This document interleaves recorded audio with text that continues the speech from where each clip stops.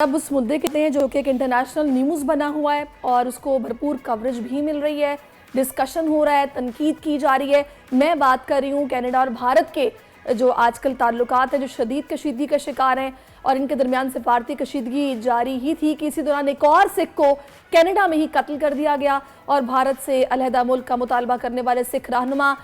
سکھ دوول سنگھ کو کینیڈا کے شیرونی پیک میں نامعلوم افراد نے فائرنگ کر کے قتل کیا ہے۔ یہ بہت اہم معاملہ جس پر ہم نے بات کرنی ہے اور اس وقت جو ان امور کے ماہر ہیں سید علی محمد صاحب وہ بھی ہمیں جوائن کر چکے ہیں۔ السلام علیکم سید علی محمد صاحب۔ جی بہت شکریہ۔ اچھا سید صاحب، اس سے پہلے کہ میں کینیڈا اور بھارت کی بات آپ سے کروں، مجھے یہ بتائے گا کہ آج کا دن بہت امپورٹنس رکھتا ہے کیونکہ آج یو این اسمبلی کے اجلاس سے ہمارے نگراں وزیر اعظم کاکڑ صاحب نے خطاب کرنا ہے اور بڑا ضروری ہے کہ اس خاص موقع پر اس کی سگنیفیکنس کو دیکھتے ہوئے ان پوائنٹس کو ضرور زیر بحث لایا جائے یا پھر ایجنڈے کا حصہ بنایا جائے، اپنی گفتگو کا حصہ بنایا جائے جو کہ حالات و واقعات کو دیکھتے ہوئے ضروری ہے۔ آپ کے خیال میں بات ہونی کیا چاہیے؟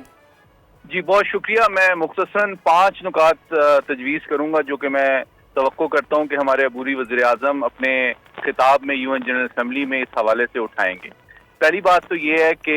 بھارت کی یہ جو دوسری کلنگ ہے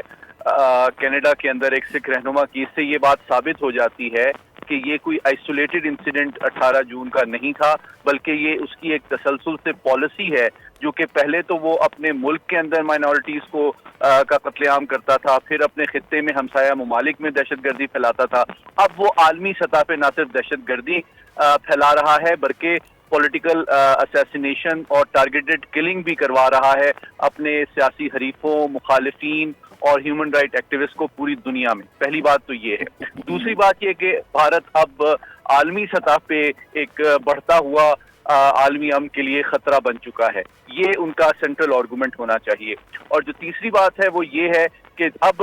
کینیڈا اور جو دیگر ممالک ہیں ان کو ان معاملات کا ادراک ہو رہا ہے جو کہ پاکستان بہت عرصے سے بھارت کی حقیقت دنیا کو بتاتا رہا ہے، اور اس کی اسٹریٹجک تھنکنگ اور کلچر جو ہے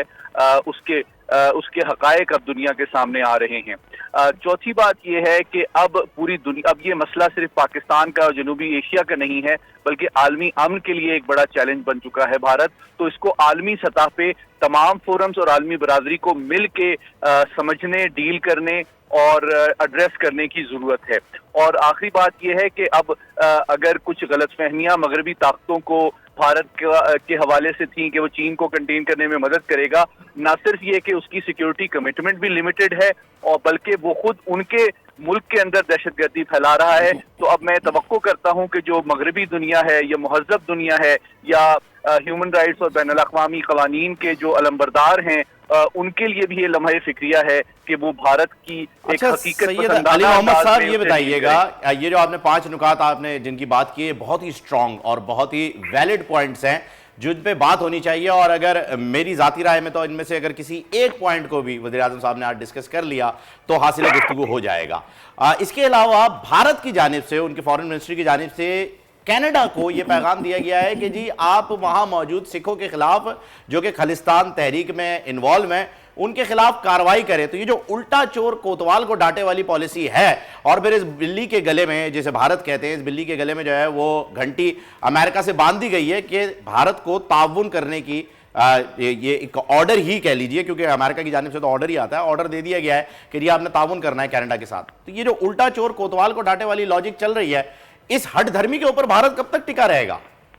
جی دیکھیے، اس کی بنیادی وجہ اس ہٹ دھرمی کی اپنی خجالت اور امبیرسمنٹ چھپانے کی ناکام کوشش ہے، اور میں یقین رکھتا ہوں کہ اس میں وہ کامیاب اس لیے نہیں ہوگا کہ دیکھیں آج کی تازہ ترین اطلاعات کے مطابق جو وزیر اعظم ٹروڈو ہیں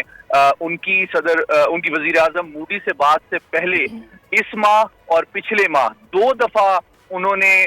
کینیڈا کے نیشنل سیکیورٹی ایڈوائزر کو اسی معاملے کو ڈسکس کرنے کے لیے را اور انڈیا کی انٹیلیجنس لیڈرشپ سے ڈسکس کرنے کے لیے بھیجا تھا، لیکن ان کے پاس کوئی جواب نہیں تھا ان ثبوتوں کے سامنے۔ تو اب وہ عوامی اور پبلک کنزمپشن کے لیے اپنی خجالت اور ناکامی چھپانے کے لیے جو ڈسکورس ہے، جو بحث ہے، اس کا زاویہ بدل رہے ہیں اور ان کو مورد الزام ٹھہرا رہے ہیں، کیونکہ ان کو پتہ ہے کہ نہ صرف کہ کینیڈا کے پاس اس کے ثبوت موجود ہیں بلکہ وہ باقی جو بڑی طاقتیں ہیں I5 کے جو ممبرز ہیں امریکہ، برطانیہ، نیوزی لینڈ، آسٹریلیا، ان سے بھی شیئر کر رہے ہیں، تو ان کو یقیناً اس بات بالکل آپ نے بچا فرمایا ہے۔ لیکن محمد علی صاحب مجھے یہ بتائے گا کہ جس طرح ہم نے دیکھا کہ ری ایکشن سامنے آیا، پھر نہ صرف کینیڈا بلکہ برطانیہ، نیوزی لینڈ، آسٹریلیا، یہ تمام ممالک یک زبان ہو کر ایک بات کر رہے تھے، اور اسی اسنا میں ہم نے دیکھا کہ ایک اور واقعہ پیش آ گیا، تو اس سے ہم کیا سمجھیں کہ اس ری ایکشن کو کیا بھارت نے پھر کیا ہوا میں اڑایا؟ دیکھیے اس سے یہ بات ثابت ہو جاتی ہے کہ بھارت کا جو طرز عمل تھا یا جو اسیسینیشن تھی 18 جون کی سکھ رہنما کی، وہ آئسولیٹڈ انسیڈنٹ نہیں تھا بلکہ وہ ایک کنٹینیوس پالیسی ہے۔ اس کے جہاں بھی سیاسی حریف، پولیٹیکل کرٹک اور ہیومن رائٹ ایکٹیوسٹ دنیا میں اس کو ملتے ہیں، اب وہ اپنی انٹیلیجنس ایجنسیز کو سفارتکاروں کے گاب میں، ان کے ڈھونگ میں ڈپلوائے کرتا ہے اور ان کی ٹارگیٹڈ کلنگ اور اسیسینیشن کرتا ہے۔ یہ جو سینٹرل پوائنٹ ہے، یہ اٹھانا بہت ضروری ہے عالمی برادری کے سامنے، تاکہ دنیا کو سمجھ آئے کہ یہ کوئی آئسولیٹڈ انسیڈنٹ نہیں ہے، یہ اس کی ایک تسلسل سے پالیسی رہی ہے۔ میں دیکھیے ہمارے ہاں بھی جو ابھی ریسنٹلی کچھ ہلاکتیں، مسٹیریس کلنگز وغیرہ ہوئیں، کچھ انسیڈنٹس ہوئے، ان کے تانے بانے بھی بھارت سے جڑتے ہیں۔ تو یہ جو چانکیا کی سوچ ہے، جو ان کا اسٹریٹجک تھاٹ اور اسٹریٹجک کلچر ہے، وہ بیسیکلی منہ وہ کہتے ہیں کہ بغل میں چھری منہ میں رام رام، اس کے مصداق ہے، اور یہی طرز عمل اب دنیا سے اور بتائے گا، کیونکہ میرے ذہن میں یہ سوال ابھی سے پہلے جب ہم UN اسمبلی کے اجلاس کی بات کر رہے تھے تب آیا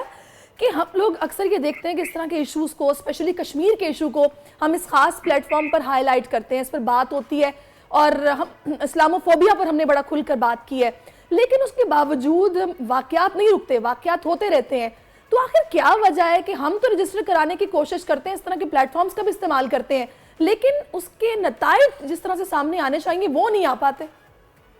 بہت اہم سوال آپ نے کیا۔ میں سمجھتا ہوں کہ بتدریج اب یہ صورتحال میں ایک بہت اہم تبدیلی آ رہی ہے، اور یہ مثبت تبدیلی ہے 3 وجہ سے۔ پہلی بات تو یہ ہے کہ دیکھیے اب یہ صرف مسلمانوں کا یا پاکستان کا مسئلہ نہیں ہے بھارت، بلکہ بھارت تمام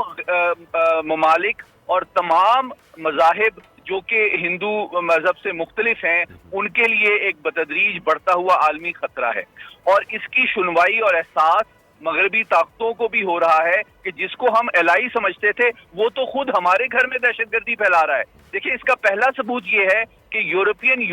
جب مانی پور میں کرسچنز کے 250 سے زیادہ چرچز کو جلایا گیا تو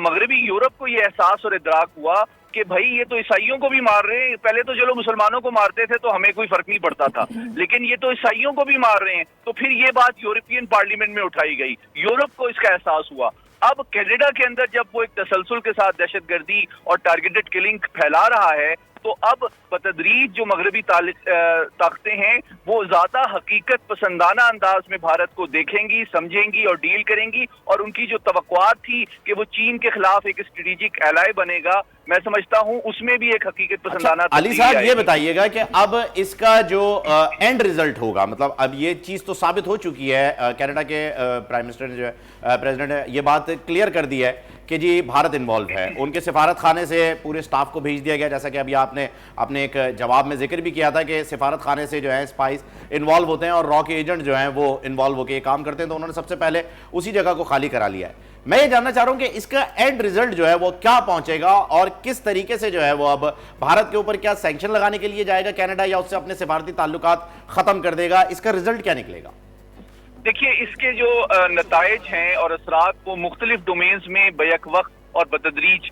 سامنے آئیں گے۔ پہلا جو ہے وہ سفارتی سطح پہ تو آپ دیکھیں ڈاؤن گریڈ تو relationship already in reality ہو گئی ہے، انہوں نے ان کے سفارتکار کو بھی ملک بدر کیا ہے، پہلے انہوں نے ٹریول ایڈوائزری ایشو کی تھی، اب انہوں نے تھریٹ وارننگ بھی ایشو کر دی ہے، اور ساتھ ہی ساتھ بھارت کے اندر سے جو کینیڈین سفارتکار ہیں ان کو دھمکیاں بھی آ رہی ہیں، تو اس سے نظر آ رہا ہے کہ دونوں ممالک کے درمیان تعلقات مزید کشیدہ ہوں گے۔ اچھا دوسری بات یہ ہے کہ کینیڈا ایک میجر انویسٹر رہا ہے بھارت کے اندر، پچھلے 15 سال میں 21 ارب ڈالر کی انہوں نے انویسٹمنٹ کی ہے، لیکن اب میں سمجھتا ہوں کہ جو تجارتی اور معاشی رواسم ہیں ان میں بھی ایک تبدیلی آئے گی۔ جو کینیڈا کی پالیسی ہے حکومت کی، اس میں کینیڈین کمپنی جب کسی दूसरे मुल्क में इन्वेस्टमेंट करती है तो उसको एक सिक्योरिटी क्लियरेंस चाहिए होती है वहाँ के माहौल के हवाले से। और मैं नहीं तवक्को करता कि जब भारत से डायरेक्ट थ्रेट्स और एलिगेशंस आ रहे हैं कैनेडियन सफारतकार जो कि भारत में तैनात है उनके खिलाफ, तो ये सिक्योरिटी क्लियरेंस मिलेगी कैनेडियन कंपनी को कि वो अपना बिजनेस जारी रखें और वहाँ पे मजीद इन्वेस्टमेंट करें। और जो आखिरी पहलू है जो सबसे इम्पोर्टेंट है वो सिक्योरिटी और डिफेंस कॉपरेशन का है कि मैं समझता हूँ मगरबी ताकतें जितना एक्सेप्शनल एक्सेस दे रही थी इनको लेटेस्ट टेक्नोलॉजी का और साथ ही साथ दिफाई ताउन में भी उनको बहुत अहमियत दे रही थी, बतदरीज मैं समझता हूँ उसमें भी एक हकीकत पसंदाना रिव्यू होगा। इसमें नो डाउट सैयद मोहम्मद अली साहब ये एक सेटबैक है भारत के लिए, एक अच्छा खासा डेंट है। अगर भारत इसको रियलाइज करे बजाय इसके कि वो पर्दा डालने की कोशिश करे, अब उसका मकरू चेहरा पूरी दुनिया के सामने खुलकर सामने आ चुका है। बहुत शुक्रिया आपका, आपने अपना कीमती वक्त हमें दिया। सब्सक्राइब करें और बेल दबाएं ताकि कोई खबर रह न जाए।